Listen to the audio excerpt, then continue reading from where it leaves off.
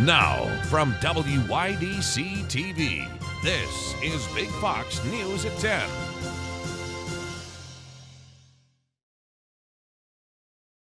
Good evening, I'm Ann Emanuel. A town judge in Steuben County arrested after police say he held a person against their will and threatened them with a gun. 48-year-old Michael Stewart, who was elected to Cameron Town Justice in the fall of 2022, was arrested on weapon and menacing charges after an incident Wednesday night. State troopers say shortly after Stewart was released from jail, he immediately violated an order of protection and was arrested again on additional charges.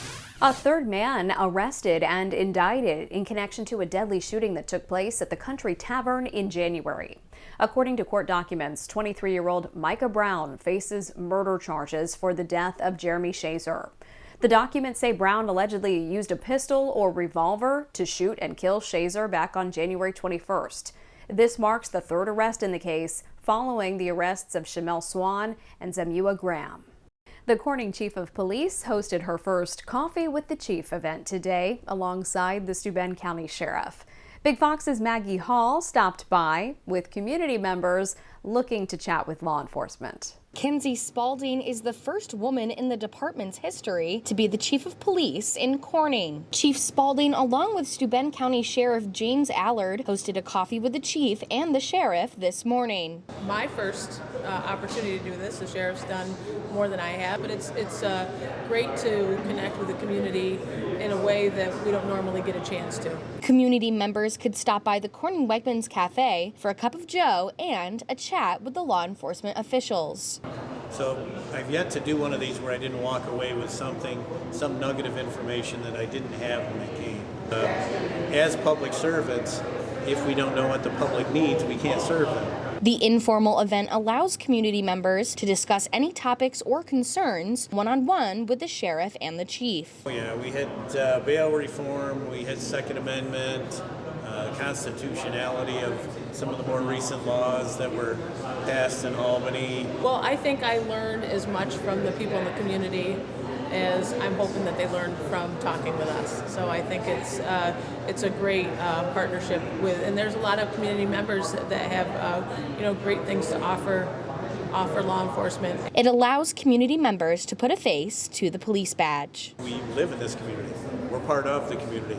Every police officer in this county is part of their community. Big Fox News will update our viewers on when the next coffee with the chief and the sheriff will be. Maggie Hall, Big Fox News, Corning. Finn Academy has been approved for a 5-year renewal of its charter. Finn Academy is a tuition-free public charter school that welcomes children from kindergarten through 6th grade. The academy has been established in Elmira since August 2015. The school's charter was renewed by the SUNY Board of Trustees Committee on Charter Schools. Watkins Glen International Raceway is looking for volunteers. The raceway will begin its season the weekend of August 15th and 16th. The raceway is looking for volunteers for the following positions: first responders, grandstand workers, concessions and catering, ticket takers, and support services. Contact the email on your screen for more information. A new sport is taking over in the Southern Tier. Big Fox's Josh Feldberg hit the courts with players today to learn about the new craze. What do you get when you combine ping pong and tennis? Well, it's one of the nation's fastest growing sports, pickleball.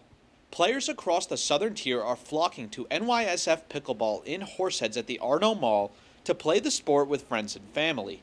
It's awesome. I just started playing when they opened up here, so I've never played before, but I was a racquetball player from younger days and picked right up on this. It's a great sport. I used to play tennis, so I would go play tennis in the Elmira Town Hall, and they were putting in pickleball courts, and I was like, oh, this is interesting. I didn't realize it was so up and coming, and then all of a sudden it was just talked about way more, and now here we are. We have a place here, and it's super fun. One reason pickleball is becoming so popular is the diverse range of people the sport is able to attract. I think because anybody can play.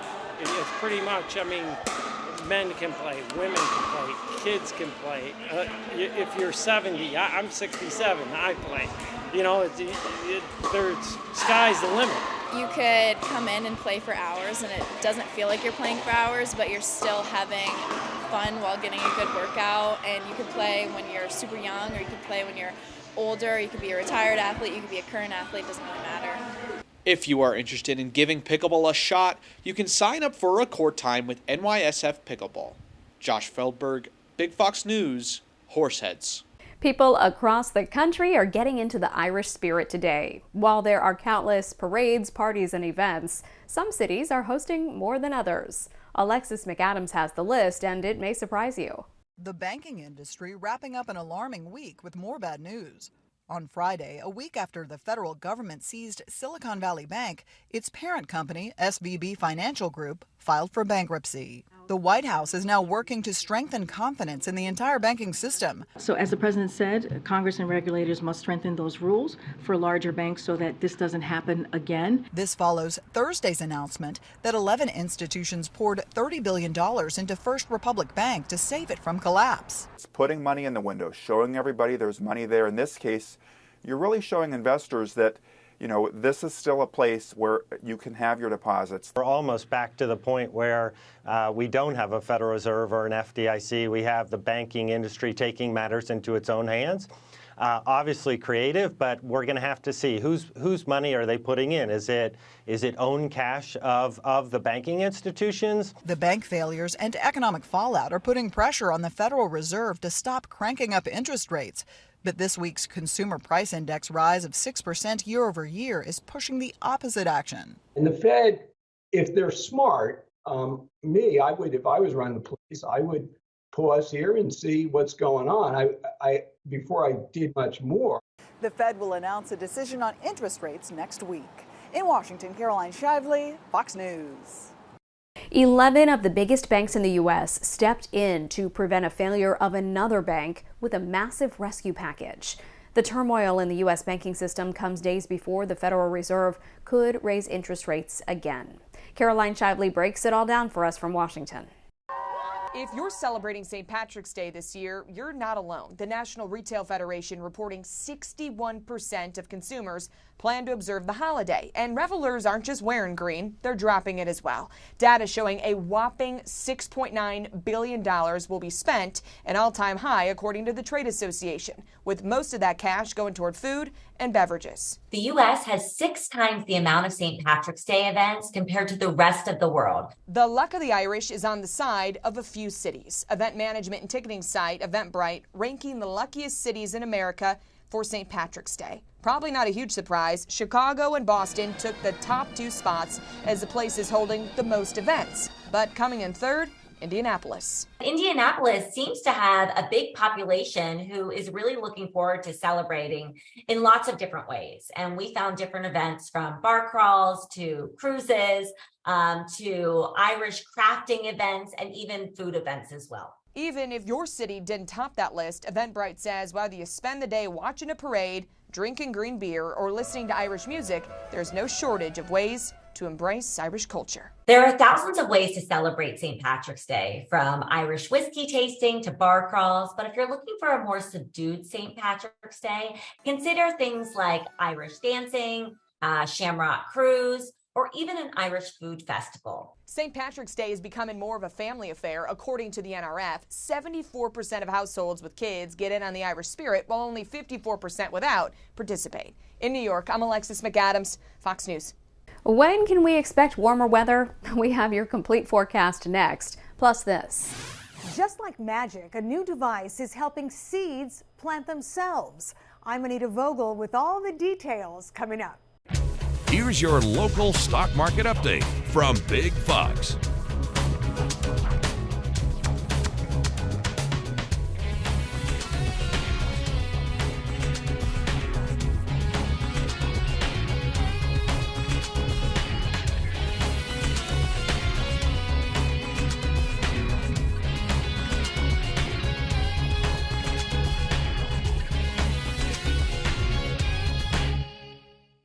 Now, your Twin Tiers forecast from Big Fox. It was a dreary Friday. We started off with some areas of fog due to the snow melt that was taking place with the very warm temperatures we had on Thursday. We kept temperatures in the 50s, but we dealt with some rainfall, which continued to make an impact on that snowpack that we just have from that nor'easter earlier this week. Now, as most of that is melting off, note that we're not going to be talking about much addition to it, but we could be talking some snow showers. However, through the overnight, we are becoming a bit more quiet, but the winds have switched from a southerly wind that did allow for us to hit those 50s is now more westerly, and we'll talk about an increasing wind as we head into our Saturday, which will bring a chill. Now, we'll note that with mostly cloudy skies intact right now, it's not allowing for temperatures to dive, but they will eventually. We'll time that out here in a moment, but we at least start our Saturday off into the 20s, which is still on the cooler side, especially with a rich atmosphere with moisture in it. That always gives a little bit of a shiver to the air. Now, what's also going to bring a chill is going to be the wind that is going to increase into Saturday and stay intact into our Sunday, keeping it on the brisk side. That's also going to bring in a chance for some snow showers across much of New York when it comes to just some shortwave sliding on through, bringing those snow showers to the local area, as well as some lake effect snow showers, which could create what we call snow squalls. And those are like a line of thunderstorms, but including snowfall. And the concerns that we have with those is that reduced visibility and slick travel. So keep yourself wary of those both Saturday and Sunday. And then good news is that we will return to that spring sunshine as early as Monday. But heading into our Saturday, note that the start of the day is quiet, a little chilly, and then we head into the afternoon with more of a brisk wind out of the west that will be gusting upwards of about 30 miles per hour. Now, that is going to be associated with some of these short waves that are going to be sliding across those Great Lakes, causing for those lake effect snow showers. We are noting that temperatures on Saturday are a touch warmer, and that could bring some areas of mix, even leading to more slick roadways. But then that Sunday, we will be cold enough to keep the chances to mostly snow accumulation. Now, when we talk about accumulation, higher potential does remain closer to those Finger Lakes regions, more off towards the northwest. Farther off to the southeast you travel, it becomes a bit more restricted, but a chance is still going to be in play to bring some of those slick conditions. Now, as mentioned, we are noting that temperatures will be just a touch warmer into our Saturday versus our Sunday, which may bring some more of a mixed chance at times, with 40s on the board for even Elmira, 36 into Bath to about 34 there, or 34 into Westfield. But comparing these temperatures to Sunday is going to be your colder day, especially starting the day off into the teens and 20s, and then holding high temperatures into those 30s, with wind gusts on Sunday getting upwards of about 40 miles per hour. But we will see that system shut off as a low pressure system will move off and a high pressure system will move in, which will give us brighter skies and a turnaround in those temperatures. Back up to more seasonal or even above average conditions with 50s Tuesday and Wednesday, but then we are back underneath some more shower chances as we head into the latter half of next week.